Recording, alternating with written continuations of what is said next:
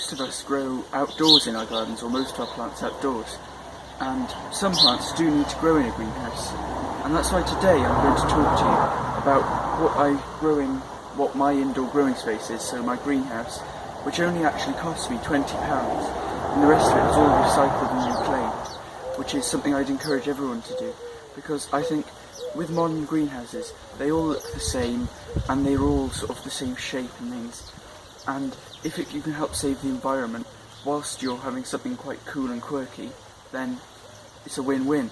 And my greenhouse, I really like the rustic look of it, and I like just the look of wood and glass, and I don't like all the metal glass. And mine is all out of pallet wood, and it's even got an old coffee table.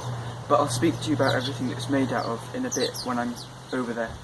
So before the video gets started, please go down below, hit the subscribe button as well as the little bell icon to make sure you're notified next time I upload a new video.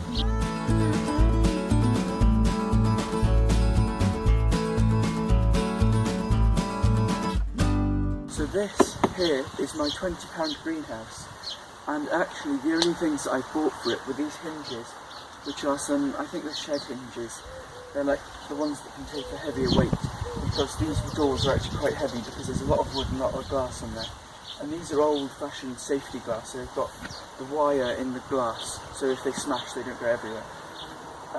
And then I've got down here on the end, I've got some, it's like some mesh in polytunnel fabric. It stops, so if there's a small tear in it, it doesn't rip all the way, it stops the tears going through the whole thing, which would be a bit bad for something like this.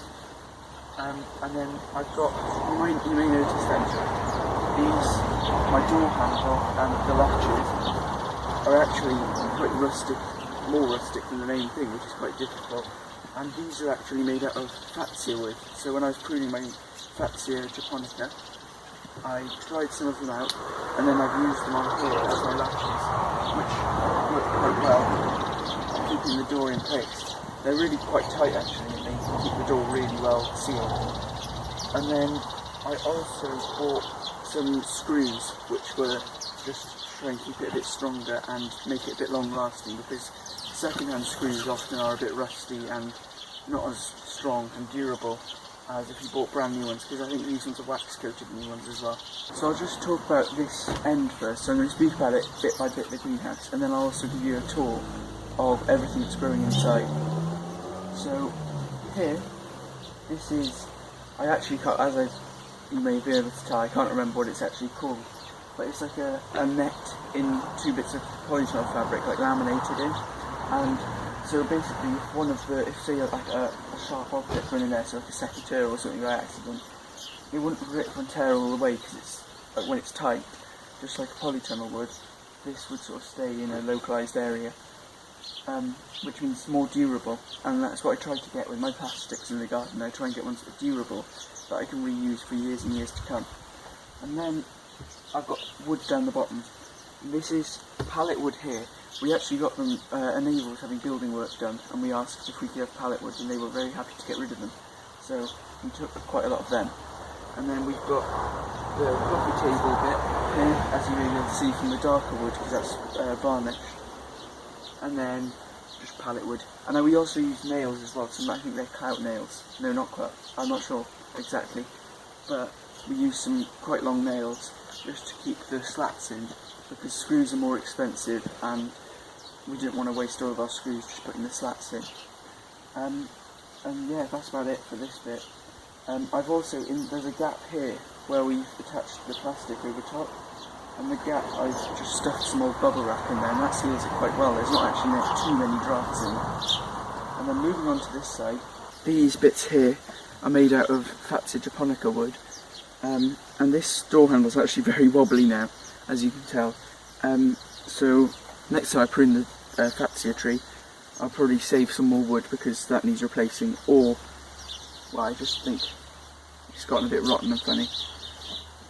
Then there's these, which are the latches, and these, they're getting quite loose as well, but they're fine. And this, the further you go this way with it, the tighter it gets. So if it's very windy, you have it like that.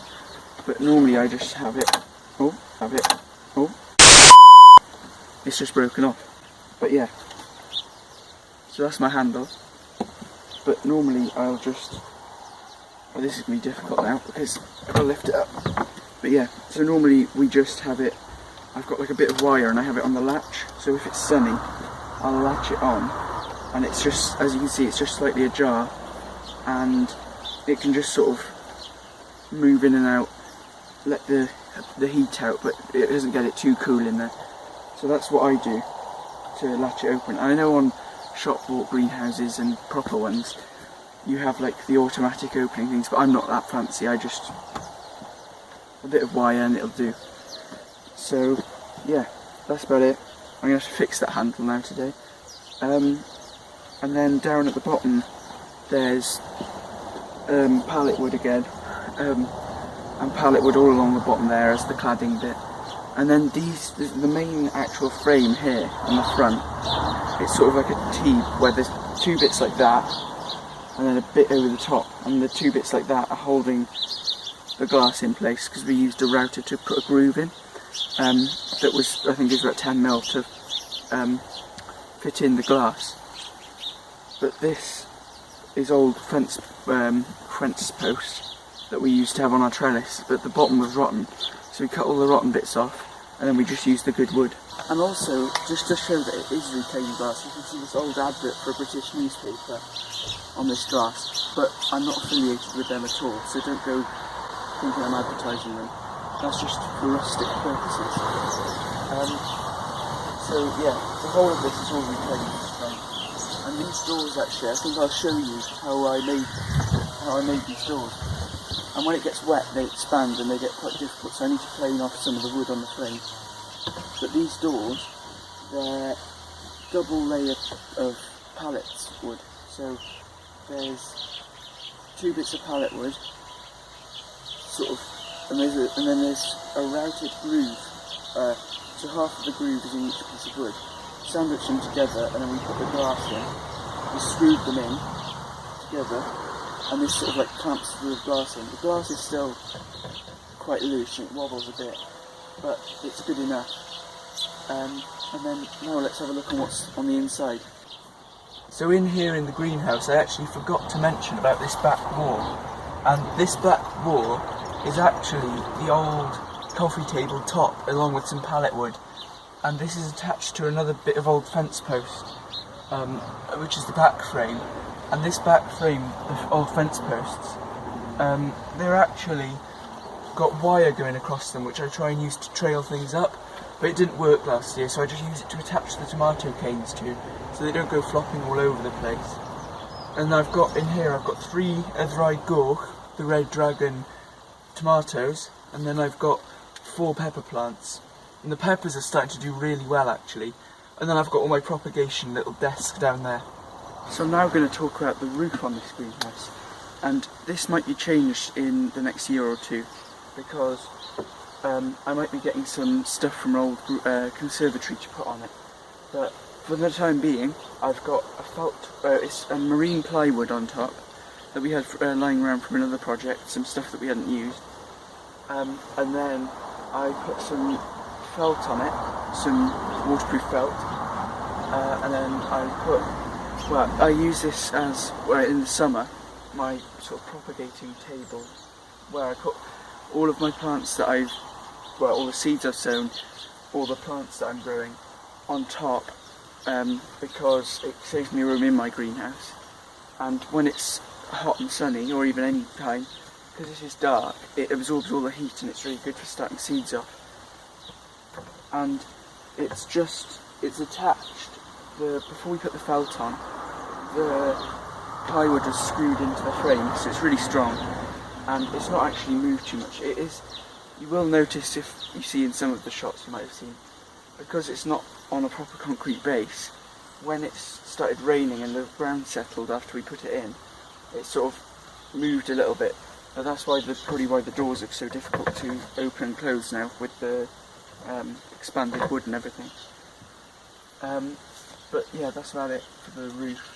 And I'm thinking of trying to get a small little gutter to go on this, to try and catch all of the rain, especially if I get a new roof.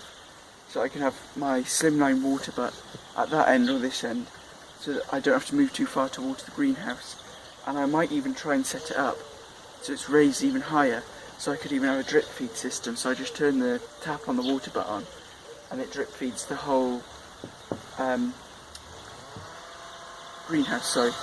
And I might also look at getting a solar powered water pump to put into my water butts that I could then use to bring a hose or a drip feed hose into this greenhouse, because I'd quite like to try and see how automated I could get this greenhouse.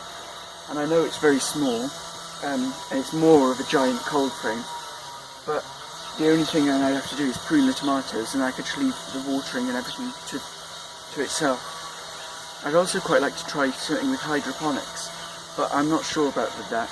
And I've also seen Simplify Gardening, Tony O'Neill. I saw on one of his old videos, he'd used a hydroponic system that was based on gravity. So there was this big sack of water that he hung up, and then it all did it by gravity. And I'd quite like to look into that.